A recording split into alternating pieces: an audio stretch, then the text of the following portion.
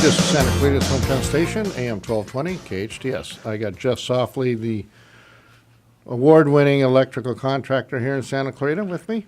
Thank you for joining us again, Jeff. Thank you. So during the break, we were talking about one thing because I don't know whether I just had a brain interruption, senioritis or whatever, but I had a job where let's just say I didn't put hardwired inspectors in on a room addition, and the inspector wrote me up for it, and I thought I was right, and I was actually wrong.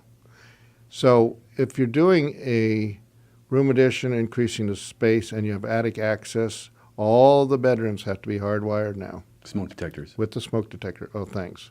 And the hallway. So anyway. Well, the hallways are carbon CO detectors. They want smokes in the bedrooms and carbons CO in the halls. And one on each floor. Right. Okay. So that's for your safety. If you get a fire going on, it will actually, if the farthest bedroom catches on fire, they're all interlinked, and all of them will go off at once, and everybody will get woken up. Okay. Battery backup versus hardwire. What's your opinion on that?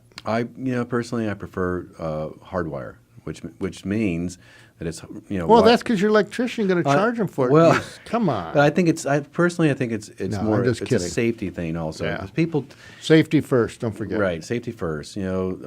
People just don't want to get up on a ladder and change their batteries and their smoke detectors. They just as soon listen to that thing chirp for 2 weeks than change that battery. I've seen it. I've heard it. So I prefer. I can't stand it. I can't stand it either. I get my shotgun. I don't know how they blow do it it. out of the freaking ceiling. Yeah, so hardwire is better. I mean, power goes out, it has a battery backup to it.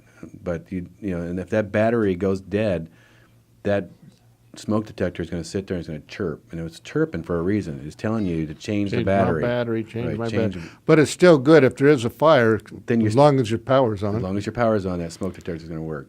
Of course, if it's an earthquake and the power's down and the battery's dead, you're probably going to know what's going on anyway. You won't be sleeping. You won't be sleeping. All right, I just got a couple of things to cover before we're in because I had a good experience with the city on an inspection yesterday. I'm going to turn a good thing into a better thing. I want to let everybody out there know what types of work require building permits.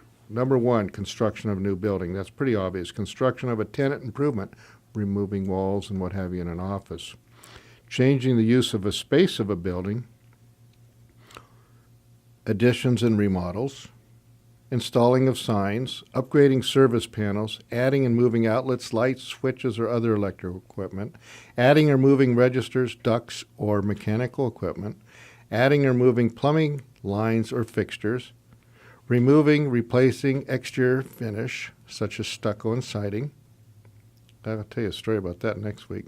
Patio covers and decks, pools and spas, retaining walls supporting a surcharge, fences over 42 inches high, accessory structures, re-roofs, re-pipes, that means changing your plumbing to copper or PEX or whatever you might like, water heater change-outs, window and door change-outs.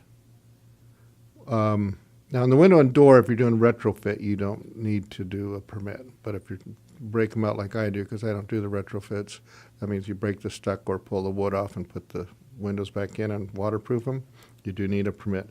Then you have to keep the size, the same size or smaller.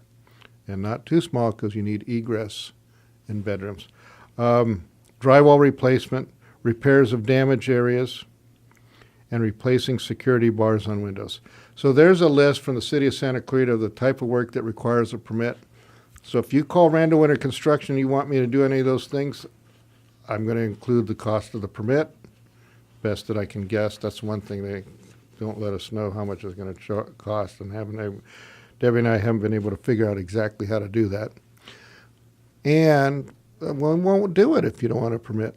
That's the way it goes. That's the right way to do it, right, Jeff? Absolutely. It's to the benefit of the homeowner to have permits pulled on your work at your house. Yeah, then there's a record when you sell the house. There's a record, yeah. Or if there's a fire. After the earthquake, one of the guys that was asked me to give a bid for his patio cover, and it had fallen down. And the insurance company said, well, there was no permit on it. They actually checked, and they didn't cover it. Is that Really? something? Yeah, so there you Wow. go. All right, looks like we're going to close up. Thank you all for joining us today on Hometown Station, Santa Clarita's Hometown Station, AM 1220 KHTS. And also, please give Vanessa a call before 11 at 661-799-8089. That's Randall Winter Construction's office. And let her know that you're listening. We'd appreciate it. And thanks again, Jeff, for joining us. Thanks for really having me. appreciate it. All right. Kyle, you and your protege there, thank you for switching us in and out.